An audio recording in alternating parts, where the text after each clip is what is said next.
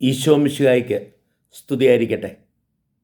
പ്രിയപ്പെട്ടവരെ, ഇന്ന് ആണ്ടുവട്ടത്തിലെ 16-ാം ഞായർ, പെസഹ കാലത്തിലെ 4-ാം ഞായറിനെ നല്ല ഇടയൻ്റെ ഞായർ, ഗുഡ് ഷെപ്പേർഡ് സൺഡേ എന്ന് നാം വിളിക്കാറുണ്ട്. അതേപോലെ രൂപത്തിൽ ഇന്നത്തെ വായനകളും നമ്മളെ ഓർമ്മപ്പെടുത്തുന്നത് ഈശോ നല്ല ഇടയനാണ് എന്നുള്ളതാണ്.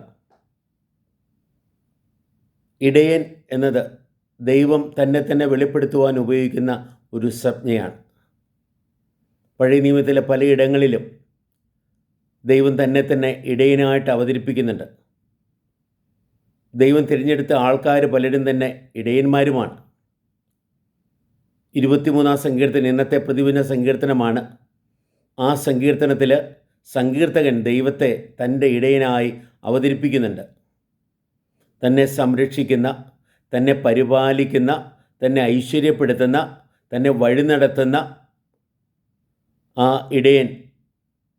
ഇടയനായിട്ട് നമുക്ക് ഒരു രൂപത്തിൽ ഏറ്റവും പ്രിയപ്പെട്ട സങ്കീർത്തനമാണല്ലോ 23-ാം സങ്കീർത്തനം.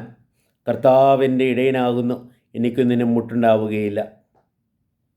പ്രിയപ്പെട്ടവരെ, നമ്മൾ ഇന്നത്തെ ഒന്നാമത്തെ വായനയിൽ നമ്മൾ ജെറമ്യാ പ്രവാചകൻ്റെ പുസ്തകത്തിൽ നിന്ന് നമ്മൾ വായിച്ചു കേട്ടു.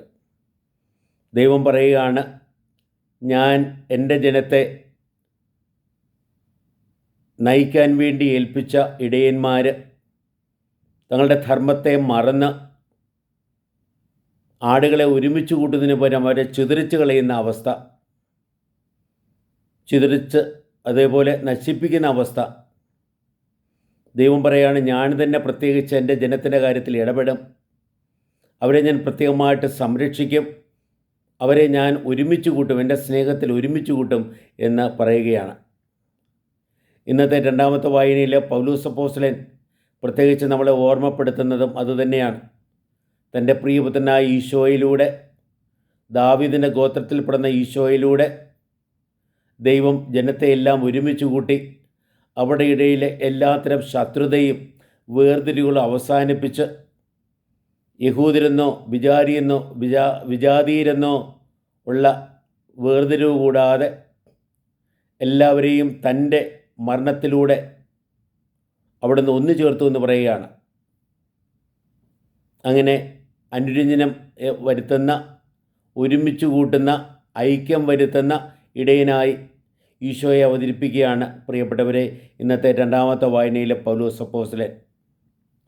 ഇന്നത്തെ സുവിശേഷത്തിലേക്ക് നോക്കുമ്പോൾ നല്ല ഇടയൻ എന്ന രീതിയിൽ ജനങ്ങളോട് അനുകമ്പ കാണിക്കുന്ന ഈശോയെ നമ്മൾ സുവിശേഷത്തിൽ കാണുക.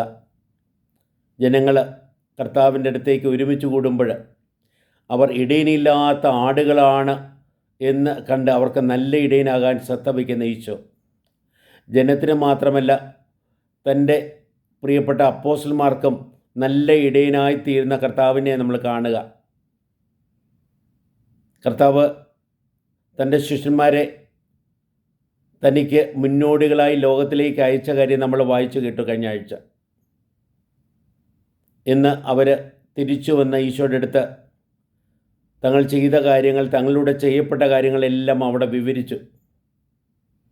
അവരൊക്കെ ക്ഷീണിതരാണ് എന്ന് കണ്ട കർത്താവ് അവരെ ഒന്ന് വിളിക്കുക, വാ നമുക്ക് ഒരു വിജന സ്ഥലത്തേക്ക് പോകാം, അവിടെ പോയി അല്പം വിശ്രമിക്കാം.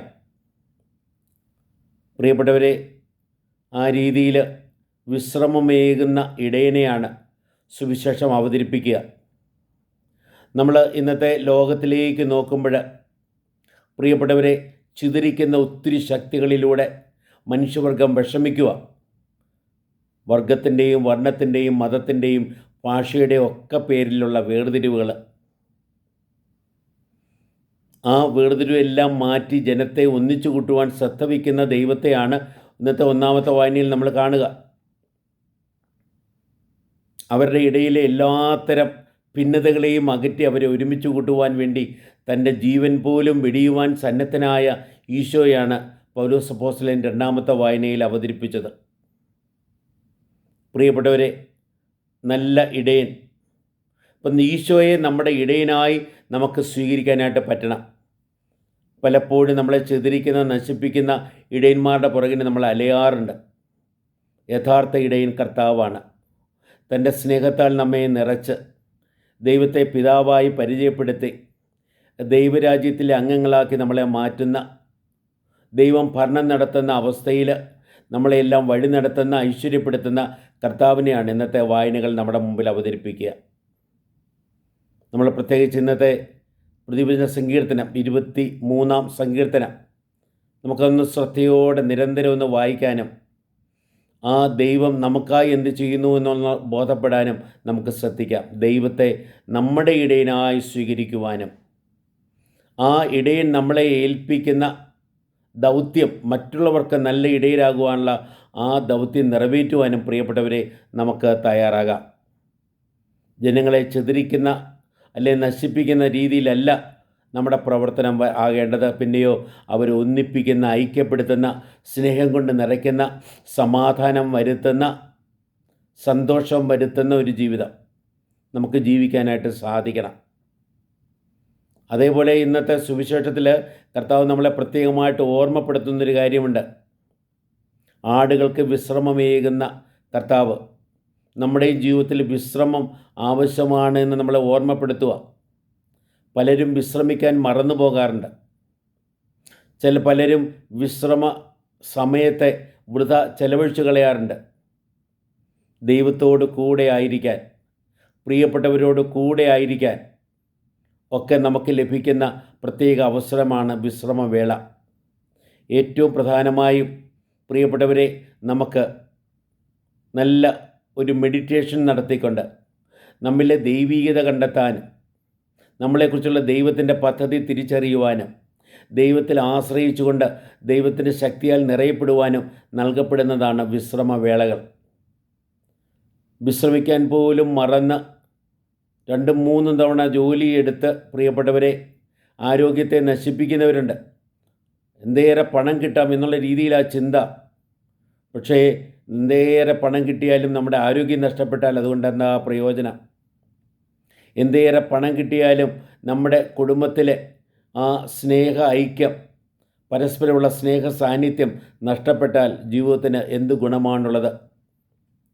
പ്രിയപ്പെട്ടവരെ, നമുക്ക് ദൈവത്തോടൊത്ത് ആയിരിക്കാൻ പ്രത്യേകം ശ്രദ്ധിക്കാം.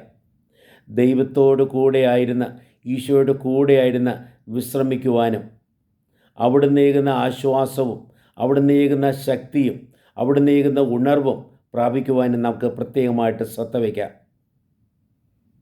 നല്ല ഇടയനായി ദൈവത്തെ നമ്മുടെ ജീവിതത്തിലേക്ക് സ്വീകരിച്ച് ആ ഇടയൻ കാണിച്ചിരുന്ന പാതയിലൂടെ മുന്നേറുവാൻ നമുക്ക് ശ്രദ്ധ വയ്ക്കാം.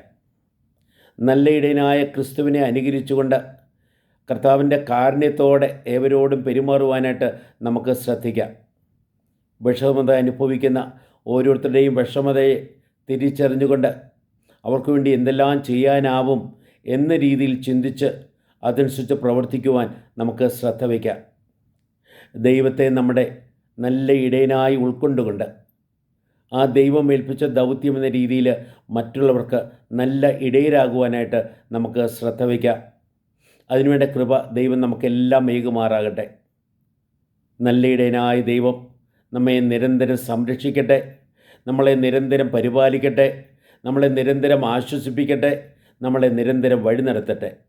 അങ്ങനെ ദൈവത്തിൻ്റെ അജഗണമായി മറ്റുള്ളവർക്ക് നല്ല ഇടയരായി ജീവിക്കുവാൻ ശ്രദ്ധിക്കാം. അതിനുവേണ്ട കൃപ ദൈവം നമുക്കെല്ലാം ഏകുമാറാകട്ടെ. ആമേൻ.